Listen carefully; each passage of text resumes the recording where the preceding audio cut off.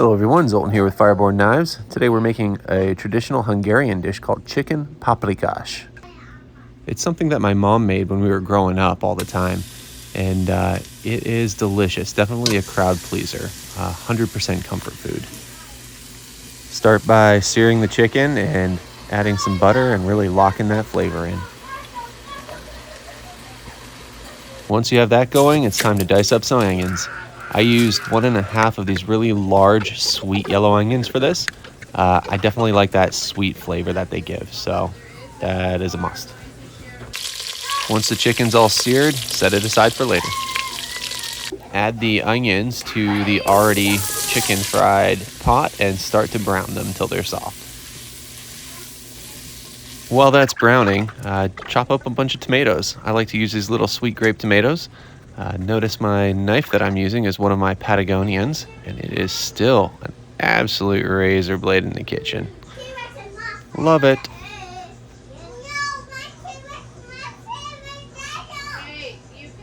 Once the onions are nice and brown and soft, add your tomatoes and some garlic paste. I use this garlic paste, but you can crush up some garlic and use that as well. It's basically the same thing. I just paid more. Now you're ready for one of the most important ingredients. I used smoked paprika. Now there are some other paprikas that are more traditional Hungarian usage, but this stuff really sets it off. Highly recommend it. And notice how much I use. I use almost half this bottle. It is that important for the dish. Also notice how I removed it from my heat element. It's very easy to burn paprika, so you definitely want to remove it from heat to avoid that burnt taste. After that, I have obviously added all my chicken and mixed it all together. We're going to cover it so it's completely covered in chicken broth. No more, no less.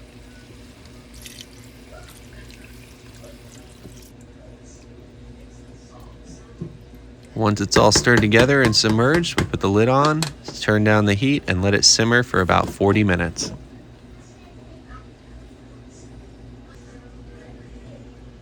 In a separate bowl here, we're mixing up flour, sour cream, and a little bit of half and half to create a bit of a paste. Now you'll see me do this. I'm not measuring, I'm looking for consistency. So check out my consistency when this dish is done.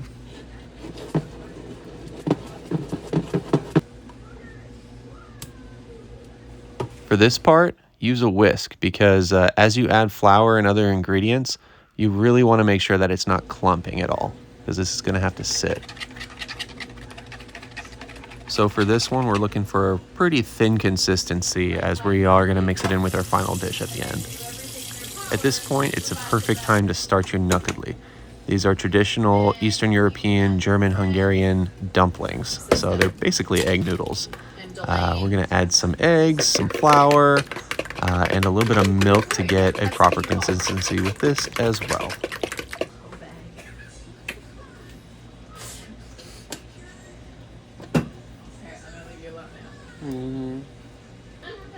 So for the Nokedli, we actually want this consistency pretty thick.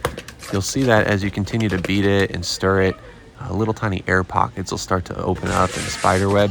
That's what you're looking for. Once you get to that consistency, like you see here, let it sit until you're ready to use it.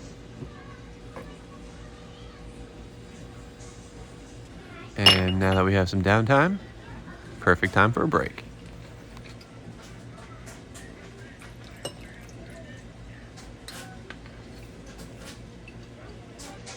Cheers, y'all.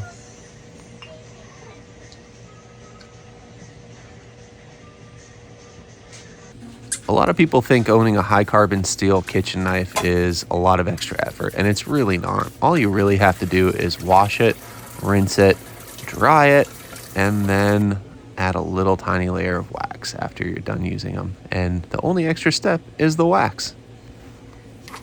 The stuff I'm using here is Gibson No. 1. I'm also a big fan of Wicked Wax and a few others as well, made from other makers. But at the end of the day, they're all usually mineral-based and beeswax-based. So 100% food safe. And that's it. Once the Nokedli is set for a little bit and your water's boiling, start plucking them off and putting them in.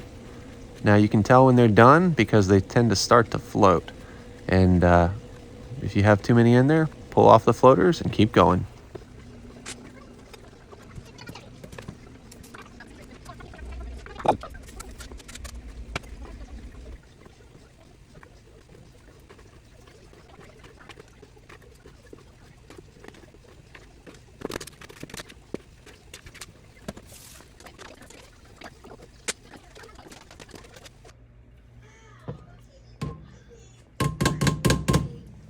Now that the chicken paprikash has simmered for at least 40 minutes, it should really fall apart when you stir it. That's how you know it's ready and done. Go ahead and add the paste that we created earlier and mix that in very thoroughly. It should have a nice orangey color to it when you're all done. After that, put some Nokedli in a bowl, submerge it in chicken paprikash, and serve it up. It is a huge crowd pleaser and never has leftovers, so enjoy. If you guys like this, I've never done a cooking show before, so I'd appreciate a like, comment, and let me know what I can improve, or if you guys even want to see more of this. Thanks for watching, guys. See you next time.